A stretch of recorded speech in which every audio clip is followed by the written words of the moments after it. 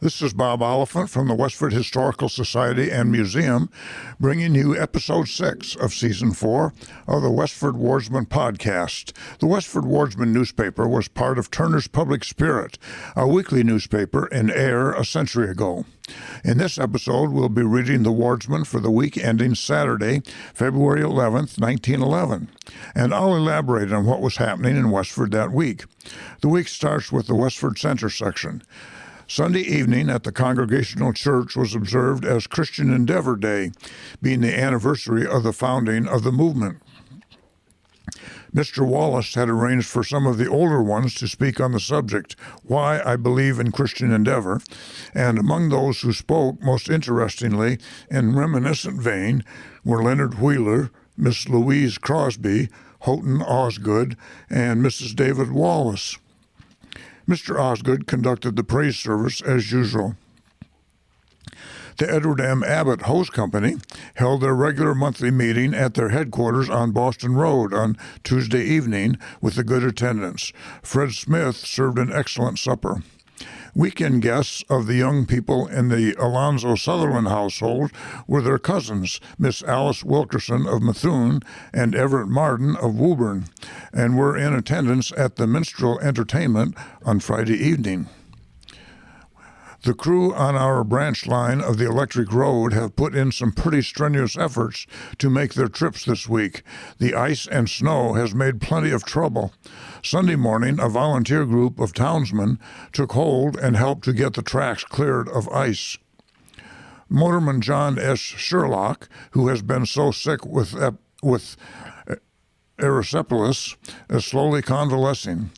Saturday evening, Mrs. Beatrice and Lily Sutherland entertained a group of young people with a merry evening of whist. Everett Marden carried the honors with the highest score and Leon Hildreth the lowest. Mrs. Edward Fisher and daughter Esther spent several days with Mrs. Fisher's home people in Swampscott last week. Reverend David Wallace spent Wednesday of this week at Lunenburg. Mrs. Leonard Wheeler was the guest of Mrs. John P. Wright at her Lowell home on Wednesday of this week. Mrs. John B. Fletcher, who was born Emily Melissa Chandler, John Bateman Fletcher's second wife. Mrs. John B. Fletcher spending the winter with her niece in Chelmsford, and Mrs. A.S. Wright with relatives in Waverly, write to the Westford friends of being well and of passing the winter comfortably and pleasantly. The Religious Tract Society Club will hold a social dance in Abbott's Hall in Forge Village Saturday evening, February 18th. Music by the Gilmore Orchestra of Lowell. St. Catherine's Temperance Society will hold their first social dance in Healy's Hall, Graniteville, Saturday evening, February 25th. Music by the Colonial Orchestra of Lowell. The next section is about the minstrel show that was mentioned up above.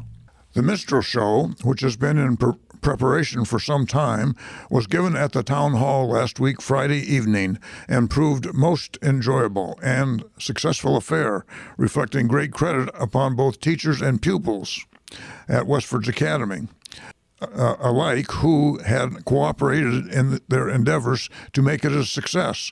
The bright, catchy songs, the clever jokes containing many local hits, the gay costumes, and the evident enjoyment of the participants made the large audience a most appreciative one. Every seat in the main hall and gallery were taken.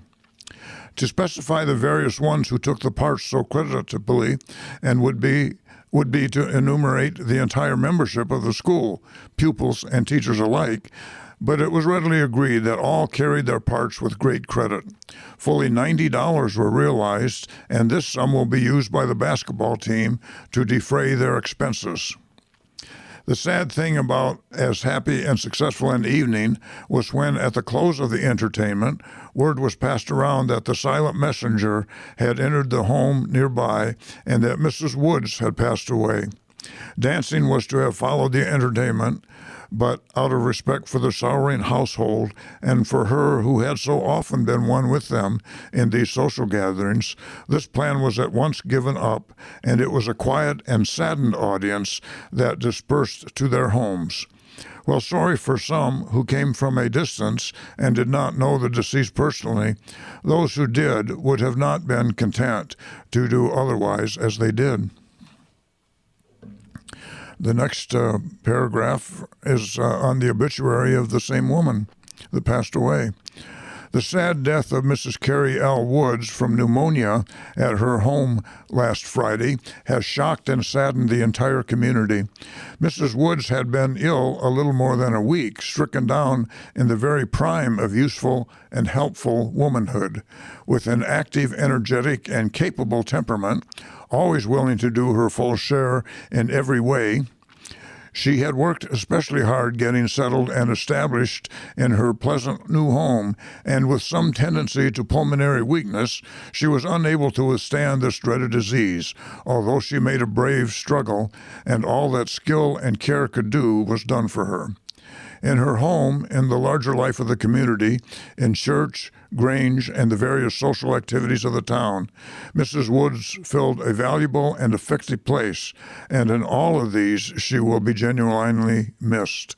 Mrs. Woods was born in Westford, where she has lived all her life, on March 28, 1878. Therefore, had she lived a few weeks more, would have reached her 33rd birthday.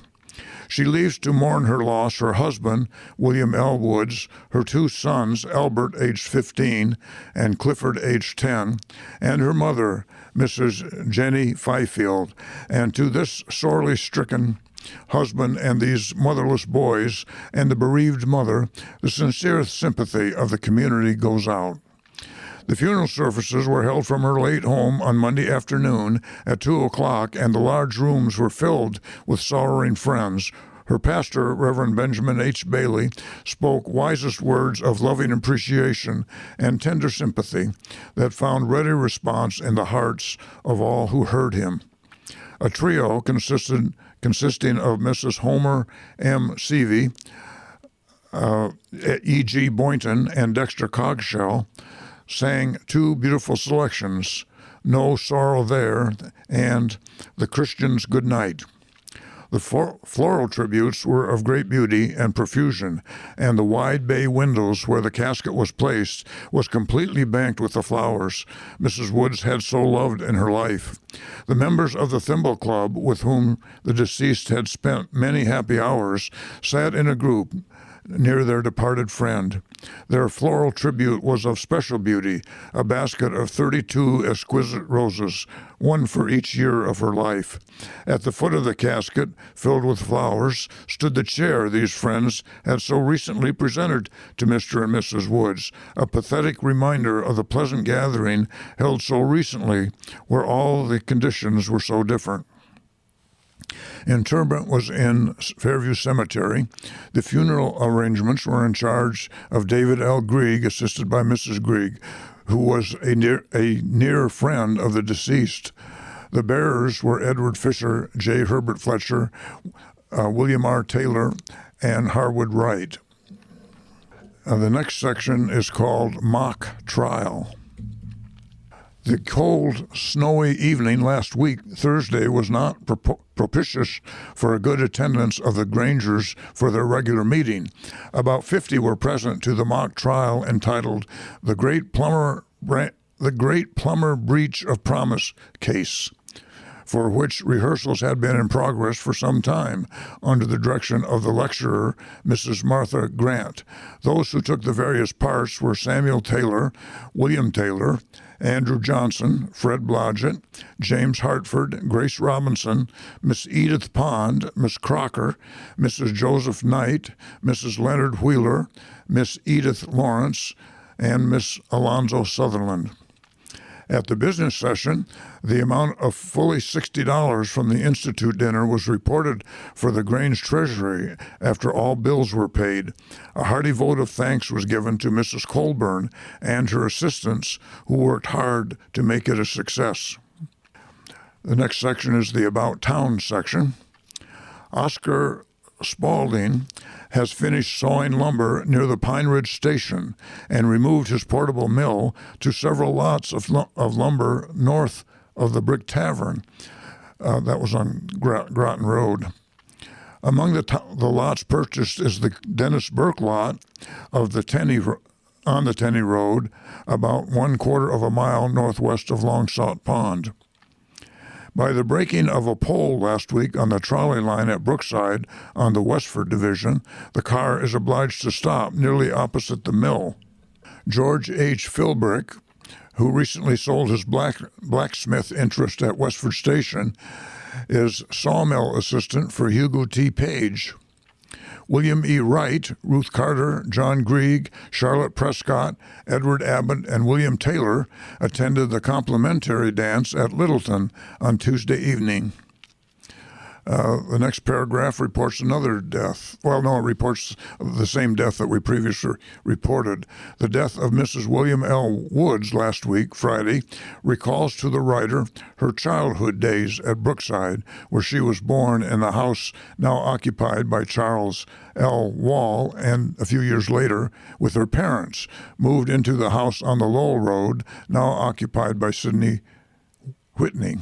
As a scholar at the Stony Brook School, she won out with smile and sunshine where others were stalled in the shadows.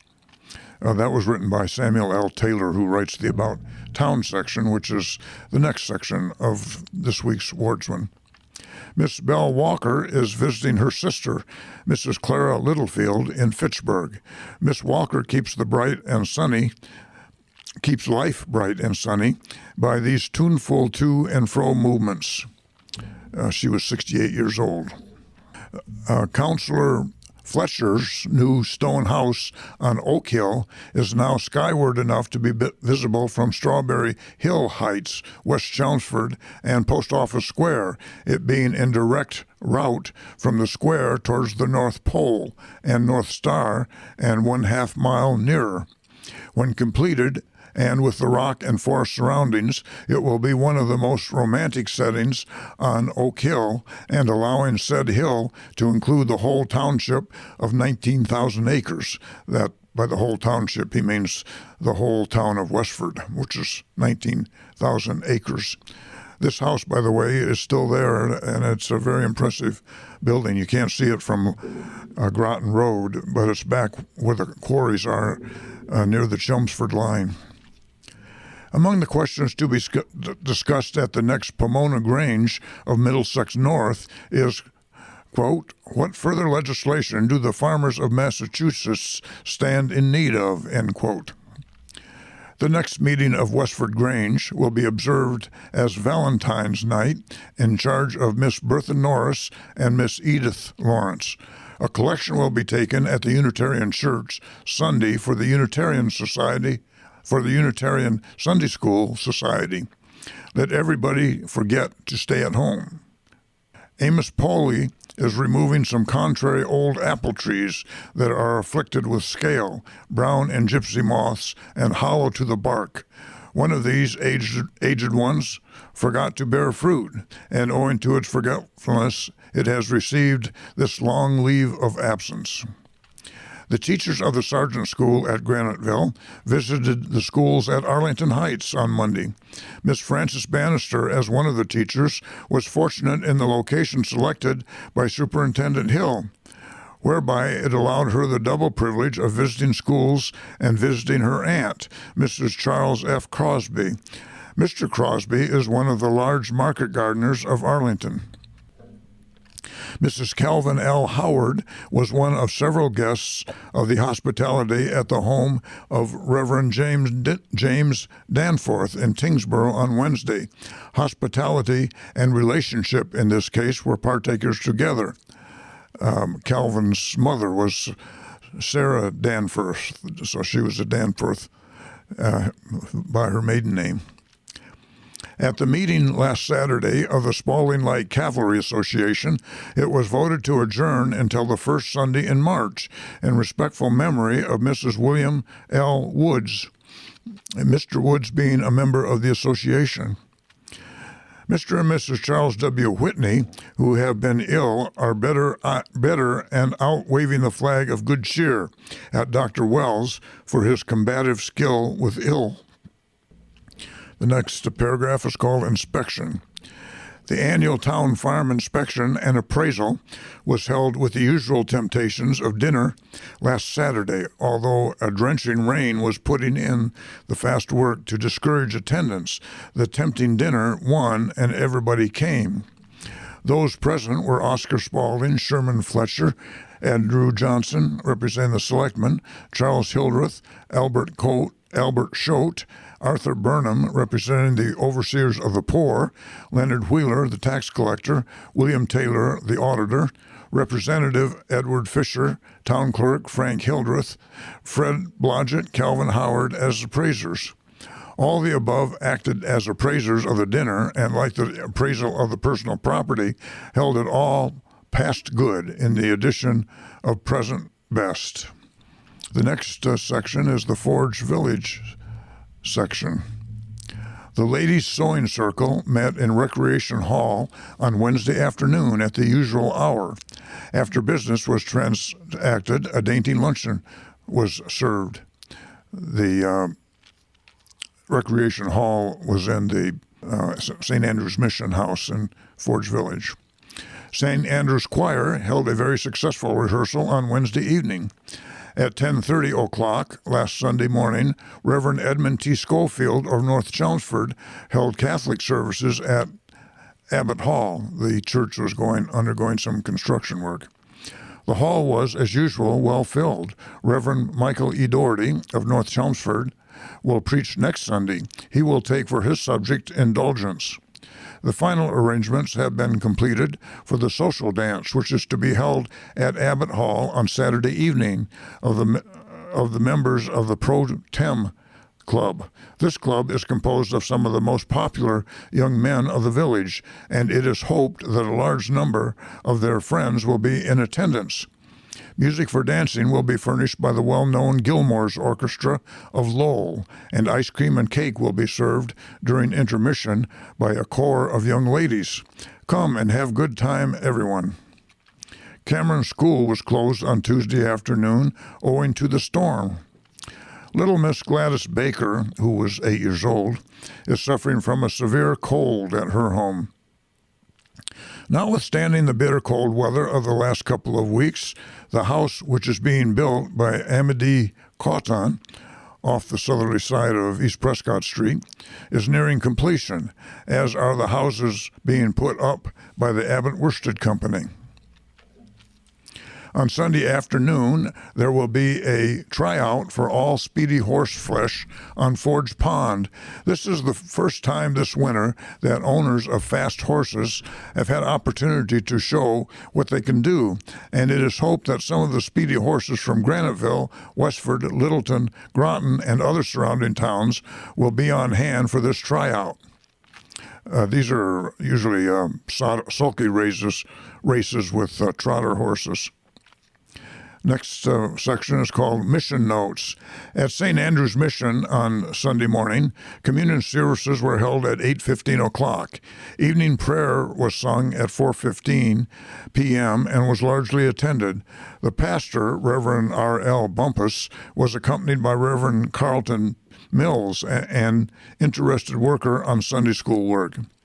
Mr. Bumpus would very much like to have all the Sunday school children attend church services on Sunday, which is held immediately after Sunday school. It is hoped that all mothers will cooperate with Mr. Bumpus in his efforts to draw the children closer to the service of God. The school is held at 3:15 on Sunday afternoon, and church services take place at 4:15, thus enabling the children to attend. That's the news in Westford for the week ending February 11th, 1911. Thank you for listening, and thanks to Ryan Cousins of Westford CAT for providing technical support. You can find transcriptions and podcasts from the Wardsman at our website at museum.westford.org or visit the Historical Society's Facebook page for more Westford news from days gone by.